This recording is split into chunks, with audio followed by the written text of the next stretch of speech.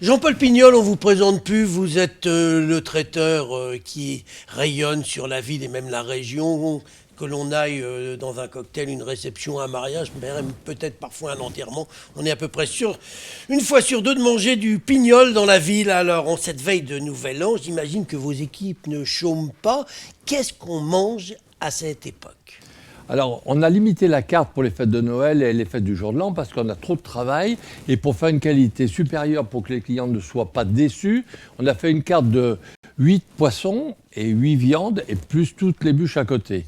Oui, et puis les entrées, j'imagine aussi Il du y a foie les gras. entrées, bien sûr, il y a les foie gras. Mais on a lancé cette année quand même un nouveau produit, le pressé de paleron et riz de veau, avec trompette de mort, avec un jus de betterave et une crème de panais. Donc ça, ce sont des recettes nouvelles que vous créez pour l'occasion des fêtes. Voilà. Et les grandes classiques, la volaille de Brest à la crème aux morailles, bien sûr. La dinde au marron, c'est incontournable à l'époque de Noël.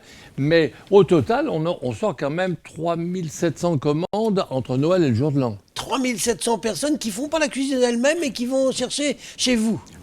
Pour une moyenne entre 6 et 10 personnes. Entre 6 et... Donc vous allez nourrir 30 et quelques mille personnes pour ces fêtes. Disons 25 000 sûrs. 25 000. Dites-moi, on peut maintenant commander, c'est moderne, sur Internet, qu'est-ce qui se passe? Alors, Ou alors on continue à venir à faire la queue dans la boutique pendant 2 heures, le temps qu'une serveuse se libère pour vous servir votre tranche de foie gras? Non, on peut commander on a monté un produit sur Click and Collect.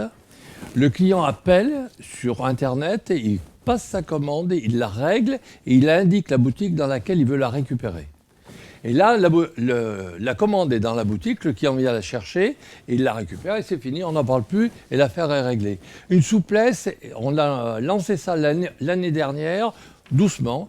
Et cette année, on a déjà 300 commandes sur Click and Collect. Alors ça, on peut les récupérer dans une de vos... Combien de boutiques vous avez? 9 boutiques. 9 boutiques, donc ça, Lyon et autour de Lyon, vous avez Écully, je crois, vous en avez quelques-unes.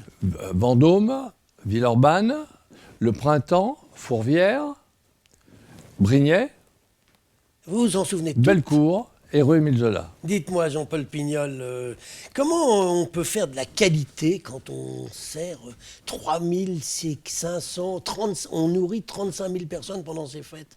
On fait comment pour s'assurer qu'il n'y a pas de problème? Par exemple, les volailles de Brest sont arrivées ce matin. On va commencer à les préparer, à les brider pour pouvoir les faire cuire. Les dindes sont arrivées avant-hier. On les a commencé à les dénerver pour commencer à les faire cuire. Mais on a une grosse équipe. On a des laboratoires. On a 4000 m² de laboratoire. De 1200 m² de matériel et de réserve, 1000 m² de conditionnement, 800 m² de chambre froide.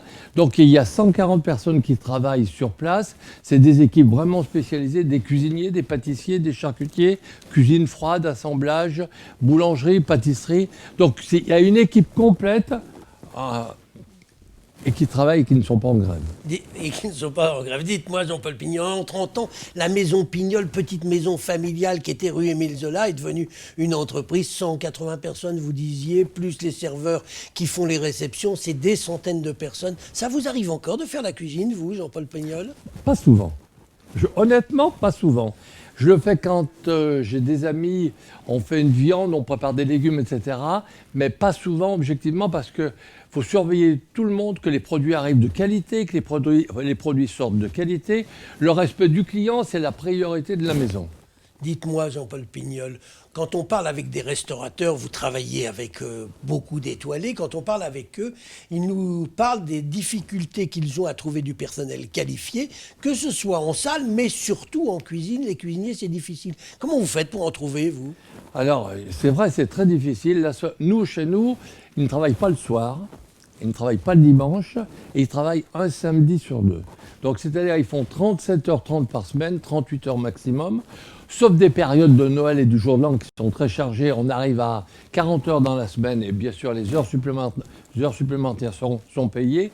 Mais aujourd'hui, on est obligé de s'adapter à des situations qui n'étaient pas communes avant. Mais si on ne s'adapte pas, on est mort, hein. Donc aujourd'hui, s'adapter, c'est la priorité. Aujourd'hui, le collaborateur passe en premier et le client passe en second.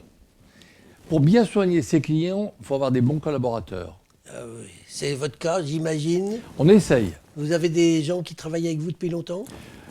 20 ans, 25 ans, 30 ans, 18 ans, 15 ans, 12 ans, 17 ans. Oui, donc c'est une équipe stable qui est chez Pignol depuis des années. Dites-moi, Jean-Paul Pignol, vous êtes le traiteur attitré des plus grands chefs étoilés de la région. Comment on fait pour travailler avec ces gens-là? Parce que ce sont leurs recettes, ils vous donnent leurs petits secrets? Ce sont leurs recettes. Nous, on leur donne nos exigences, c'est-à-dire pour envoyer un banquet de 1200 personnes avec un 2 étoiles, on lui dit pour qu'on envoie de la qualité, il nous faut 3 manipulations dans l'assiette. Eux, ils nous apportent leurs recettes, nous, on leur apporte notre technique, et les deux sont complémentaires. Mais aujourd'hui, même dans la musique, dans la chanson, il y a beaucoup de duos.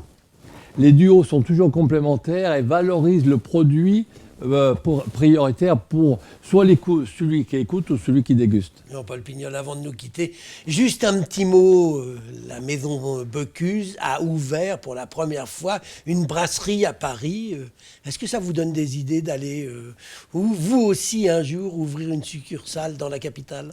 Honnêtement, non, parce que déjà Lyon, et le Grand Lyon, et toutes les sociétés que nous servons, Savoie, l'Ain, l'Isère, la Drôme, la Bourgogne, on travaille, Ducasse nous a demandé de travailler avec lui pour la Saint-Vincent tournante de Bourgogne, 1000 personnes.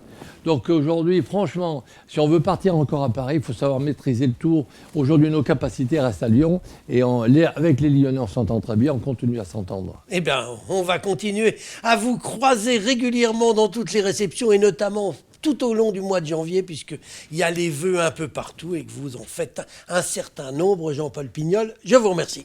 Merci, monsieur Gérard Angel.